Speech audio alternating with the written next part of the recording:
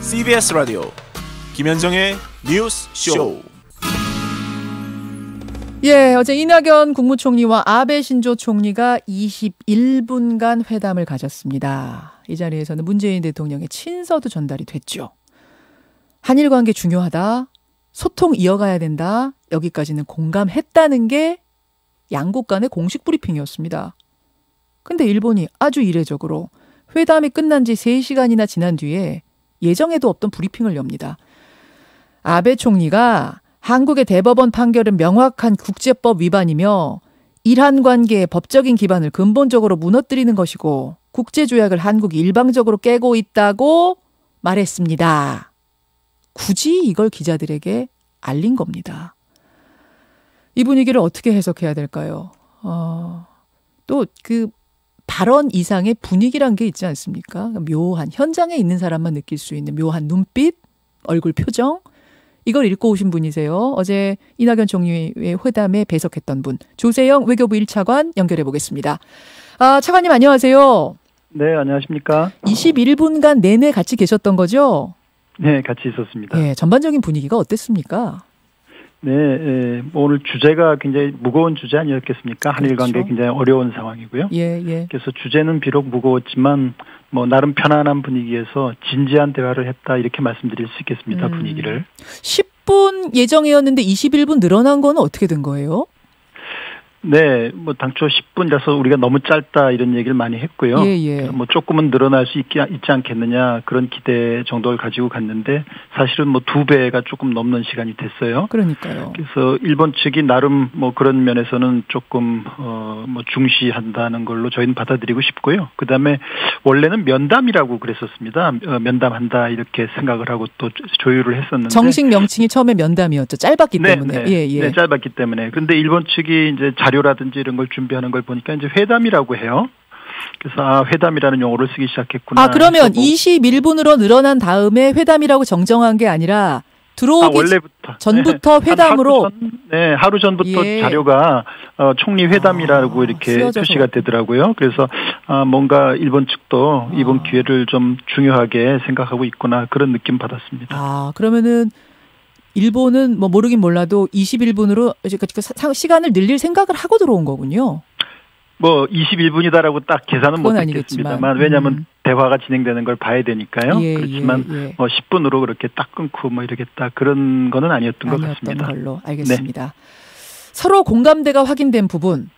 네. 한일 관계 중요하다. 이대로 방치해서는 안 된다. 의사소통 이어가자. 여기까지는 공감대 확인한 거 맞죠? 예, 그렇습니다.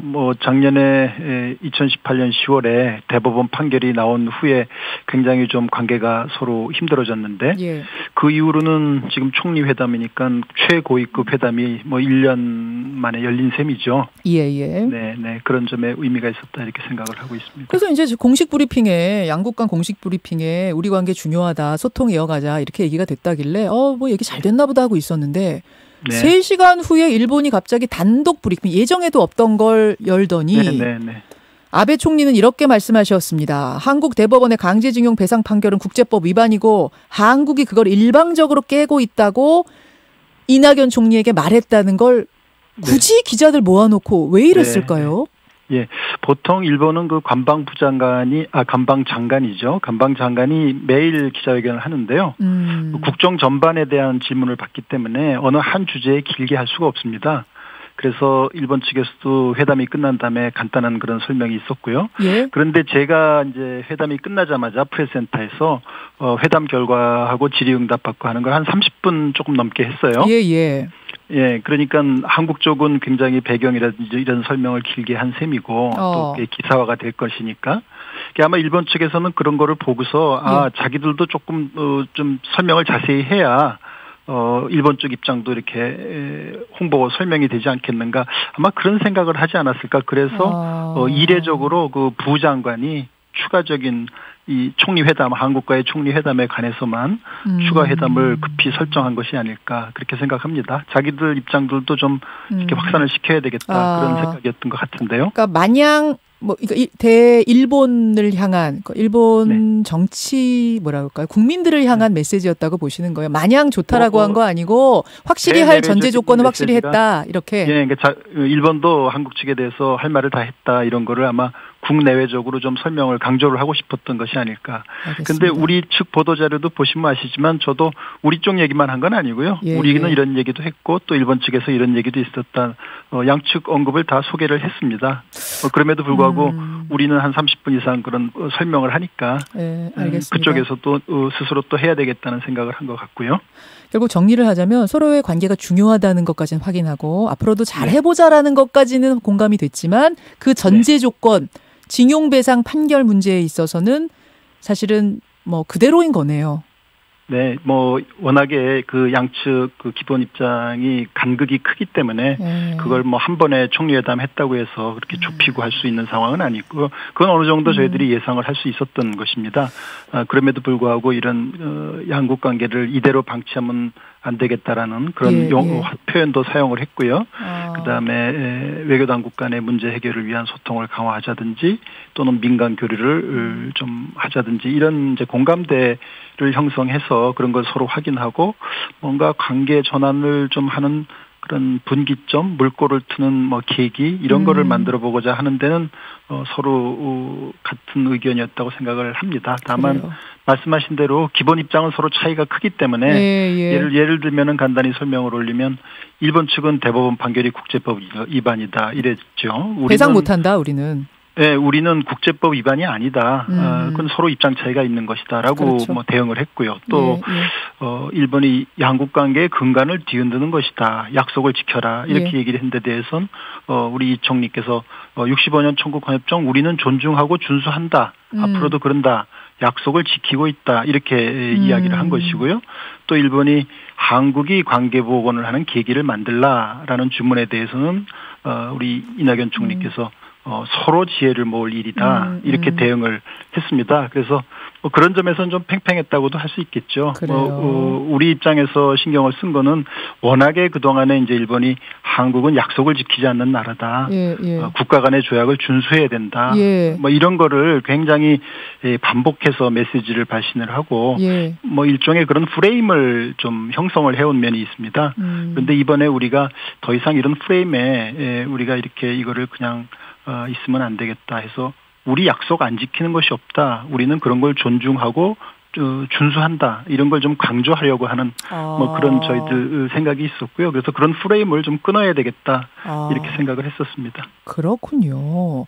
네. 그 회담 전날, 그러니까 그제죠. 이낙연 총리가 기자들을 찾아와서 일정 정도 결과가 나올 거다 이런 말씀을 하셨어요. 거기서 말한 일정 정도의 결과는 지금 나온 이 정도였습니까? 네, 그렇죠.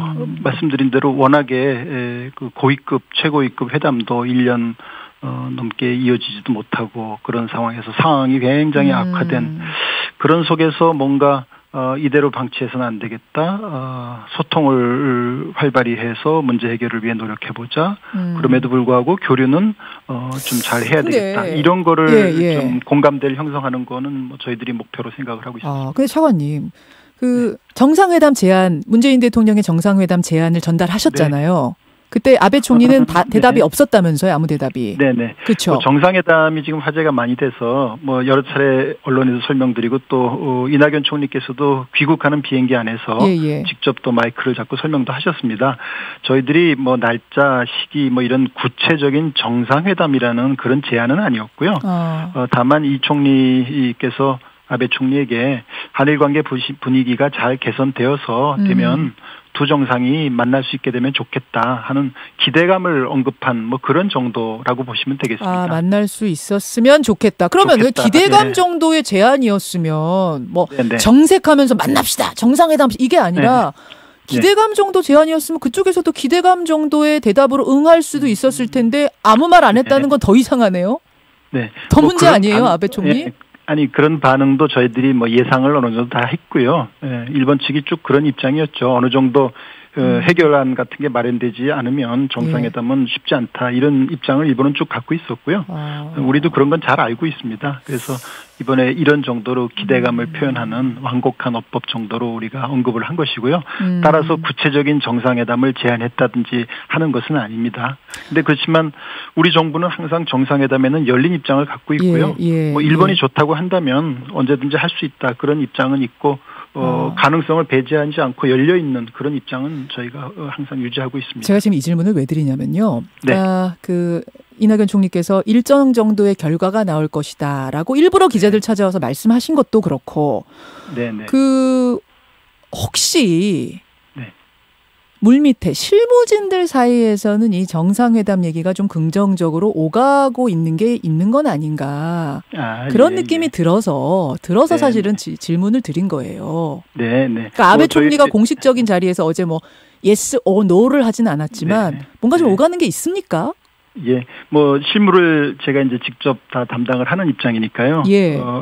상대방이 어떤지도 꽤 정확하게 판단을 하고 있다고 생각하고요. 그래서 말씀 소개드린 대로 일본은 그렇게 지금 금방 정상회담을 할 수 있다든지 하는 게 좋다든지 아마 그런 생각을 하고 있는 상황은 아닙니다. 저희들이 그렇게 판단하고 있고, 그래서 지금 실무에서 정상회담을 이렇게 물밑 조율을 하고 있다든지 뭐 그런 수준까지는 가지 못했다고 말씀드릴 수가 있겠습니다. 아직 여전히 조금 그 현안 문제에 대해서는 기본적인 입장차가 꽤 큰 상태로 남아 있습니다. 앞으로 노력을 해야죠. 대통령 친서 전달하셨잖아요.